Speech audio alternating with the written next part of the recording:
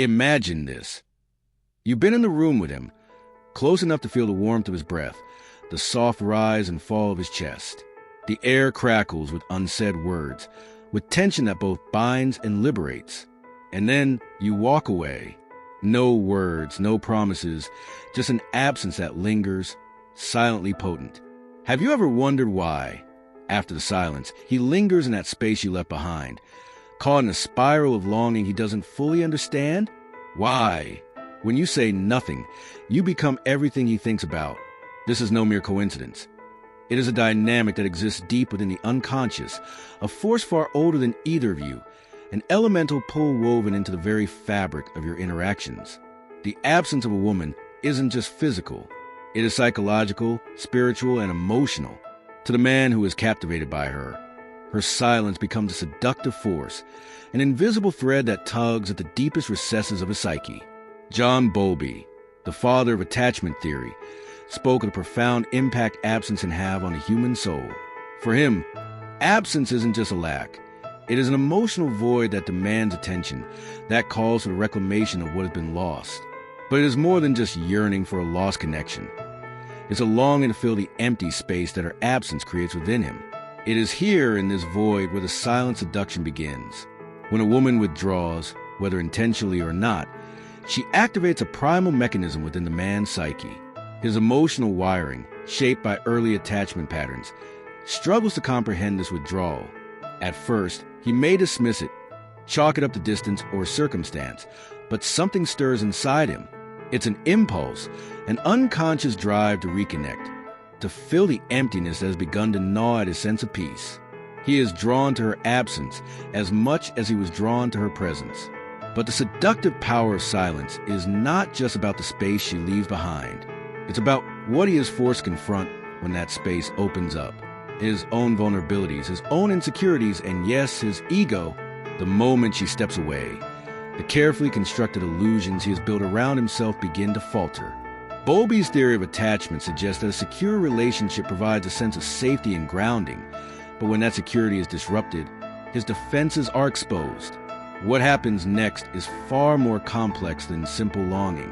It's a battle with his own psyche, a struggle that manifests his thoughts, his actions, and even in the way he perceives his own worth. When a woman steps back, he is forced to face his own shadow. Jungian psychology speaks of the shadow as the repressed parts of ourselves, those qualities that we refuse to acknowledge but that shape our behavior nonetheless. His fear of abandonment, of inadequacy, rises to the surface. His longing for validation, his hunger for reassurance, and his need to prove himself come into conflict with the silence she has left behind. This tension is what makes the absence so intoxicating. He doesn't just miss her, he misses the image of himself he sees reflected in her presence. And when she is gone, that reflection becomes distorted, incomplete. This is where the feminine power lies.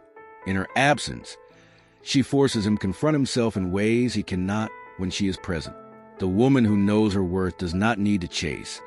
She simply creates the space for him to chase his own sense of self. Her silence is not a withdrawal of affection or love. It is an invitation for him to reckon with the parts of himself he hides from the world and often from himself. She creates the emotional terrain in which he must navigate his own vulnerabilities and fears. But there's a deeper, more mysterious layer to this dynamic. The feminine energy at play is not passive. It is not simply an absence that leaves him yearning. No, it is a powerful force, a magnetism that draws him closer to the deeper, unconscious parts of himself. His emotional and psychological attachment to her is not just about seeking her out. It is about seeking wholeness. In Jungian terms, this is a process of individuation, the journey toward the integration of the conscious and unconscious parts of self. And through her absence, he is called to reconcile these fragmented aspects of his being. This dynamic is amplified by the deeply ingrained patterns of attachment that Bowlby observed. A man's early experiences with love and attachment shape his adult relationships. If those early bonds were unstable or insecure, his emotional responses in relationships will often mirror that instability. When a woman steps back, his sense of self-worth, his identity within a relationship, becomes challenged. He is forced to question his own value, his own ability to maintain a secure connection.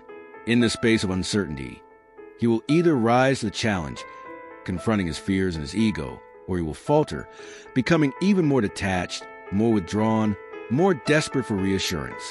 Yet, there is also the beauty in this tension.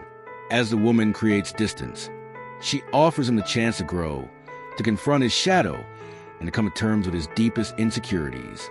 The emotional depth that emerges from the silent seduction is not about manipulation or control. It is about the dance between the masculine and feminine energies, each calling the other to evolve, to shed the layers of ego that separate them from their truest selves. It is in this space, the space between presence and absence, that true power is born. The woman who can wield silence as her weapon does not need to demand attention. Her absence speaks volumes. Her energy radiates in the void she leaves behind. And it is in this void that he must either confront the darkness within or remain lost in the illusion of certainty. Her silence becomes a mirror in which he must face himself. The question is, will he have the courage to see? As the absence stretches, so does the tension within him. The silence between them becomes a riddle, an unspoken question that only he can attempt to answer. The woman's absence, so deeply ingrained in her power, demands a kind of psychological alchemy. It is as if she turns away not out of disdain, but in a profound act of surrender, letting him face his own demons. His obsession with her silence deepens, because it is not something he can control. It is a mirror reflecting his inner chaos, his deepest fears, and his hidden desires. What happens when a woman withdraws, when her energy recedes into the shadows of her own world? The man, unable to reconcile the silence, begins to fill it with projections of his own making. His mind races, constructing narratives about what she is doing, how she is feeling, and why she is distant. He becomes entangled in the myth he creates around her absence, a myth that is fueled not by her actions, but by his own need to control and understand the forces that govern his emotions. In Jungian terms, he is projecting his own unprocessed emotions and desires onto her, imbuing her absence with an almost mystical power. She is no longer just a woman. She becomes a vessel for his unresolved shadows, his unconscious yearning for what he cannot grasp. In this projection, he becomes obsessed. But it is not just about the woman. It is about the self he believes he has lost.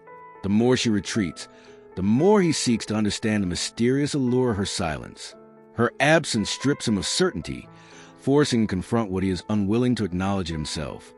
His neediness, his desperation for validation, his ego.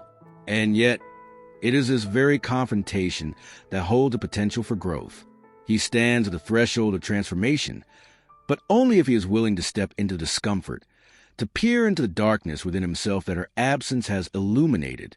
This is where true seduction begins, not in her physical form, but in the emotional and psychological space she creates. She does not need to speak, to demand, or to act. Her power is rooted in her detachment, in her ability to withhold, to remain sovereign over her own energy. This is a profound power of the feminine. It is not about clinging, it is about freedom. The woman who knows her worth does not need to chase. She knows that her energy, her presence, her silence, all of these things are enough. And through this, she invites a man into a dance of emotional tension and growth, challenging him to confront his own vulnerabilities. In Bowlby's attachment theory, the primary goal of secure attachment is to establish a safe haven where both individuals can feel secure, seen, and validated. But what happens when that haven is threatened, even momentarily? When the emotional landscape shifts, when the safety net is temporarily withdrawn, the man finds himself adrift, seeking the emotional anchorage that he once had. This is where the tension escalates. The absence becomes a test, a trial that he must pass to truly understand his own emotional needs, to redefine his sense of self-worth without relying on external validation. But the danger here lies in how easily he can fall into the trap of externalizing his sense of worth. The more she withdraws, the more he will search for ways to fill the gap she has left. In this search, he can either evolve or become consumed by his ego, trying to win her back, trying to prove his worth. But the deeper truth is that his journey is not about proving himself to her. It is about proving himself to himself. He must confront the parts of him that are reliant on external validation, the parts that yearn for constant reassurance. Only when he steps into the vulnerability of his own emotional landscape can he truly begin to understand the nature of the connection he shares with her. And what of the woman, the silent seductress? She stands as an enigma, not because she seeks to manipulate or control, but because she knows that true empowerment lies in the ability to stand fully in her own presence, without apology, without need, and without attachment. Her absence is not a signal of abandonment, but of self-preservation. She knows that her value is inherent, not dependent on the validation of others. Her silence becomes her weapon, her greatest strength. It forces him to confront his inner turmoil, to navigate the emotional labyrinth he has spent his life avoiding. It is in this dynamic, this push and pull between presence and absence, between masculine need and feminine power, that transformation occurs. For her, the act of withdrawal is not an act of punishment. It is a subtle invitation to both herself and him, to herself. It is a reclaiming of her own autonomy and power. To him, it is a challenge to face his own fears, to step outside the comfort of ego-driven behavior, and to step into the vulnerability of true emotional intimacy. And what happens when he begins to understand this? When he realizes that her absence is not about rejection, but about creating space for him to grow. The relationship becomes one of profound depth, no longer defined by dependency or ego-driven neediness, but by mutual respect and the understanding that true emotional connection is forged not in constant proximity, but in the quiet spaces between. The woman who understands this dynamic does not chase. She lets him come to her when he is ready to face himself.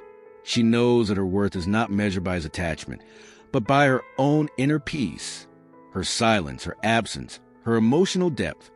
All of these things become the fertile soil in which both she and he can grow, independent of one another, but bound together by a shared journey of self-realization. In the void she creates, there lies an invitation to transcend. The silence is not just an absence. It is a call to a deeper, more spiritual connection. For in these moments of withdrawal, she becomes the embodiment of feminine sovereignty, a force that beckons him to rise beyond the ordinary and seek something far greater. The union of the unconscious with the conscious, the shadow with the light. This is not a game of manipulation or control, though many may mistake it for such. No, her power lies in a profound act of choosing herself, of stepping back to let him face the abyss of his own emotional landscape. The silence is an invitation to man to see beyond his own projections, to recognize the primal force of his attachment, and to confront the shadow aspects of his being. In these moments, he must either rise to the occasion or remain trapped in the patterns of neediness and obsession.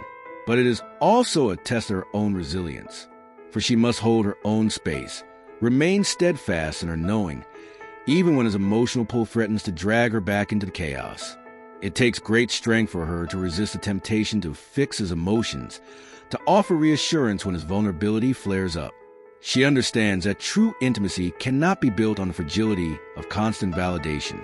No, true connection arises from the ability to stand in one's own power, to be whole within oneself, regardless of the external circumstances.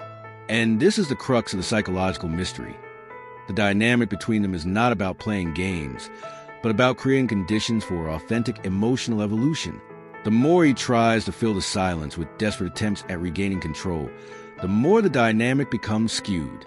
The moment he ceases to need her presence, when he is finally willing to confront his own dependency, the veil begins to lift.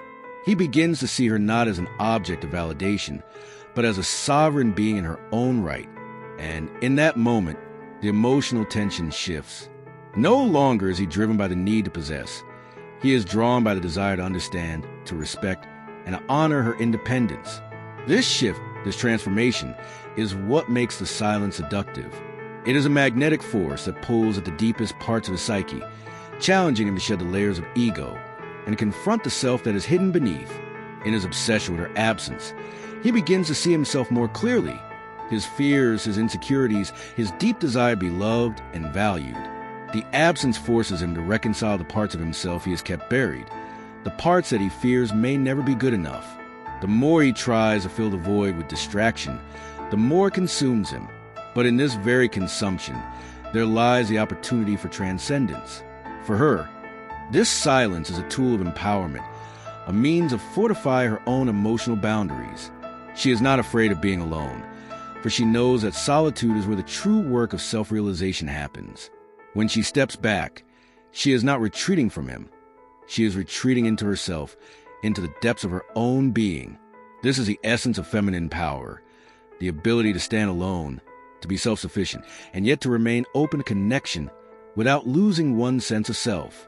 Her absence is a reminder that she is whole, that her value does not depend on whether or not he is present.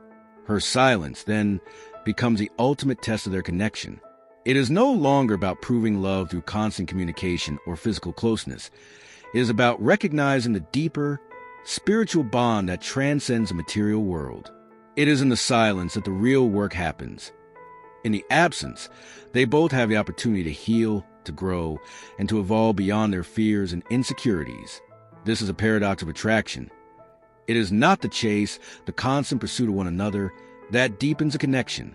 It is the spaces between, the moments of quiet reflection, the silent surrender that allows both individuals to come into their own. The man who understands this realizes that he must first be whole within himself before he can truly connect with her. And the woman who understands this knows that her worth is not defined by pursuit, but by her own sovereignty. The emotional charge created by her absence, the seductive force, is not about leaving him wanting more. It is about creating the conditions for both of them to find more within themselves. The real seduction lies not in the power she holds over him, but in the power she holds over herself.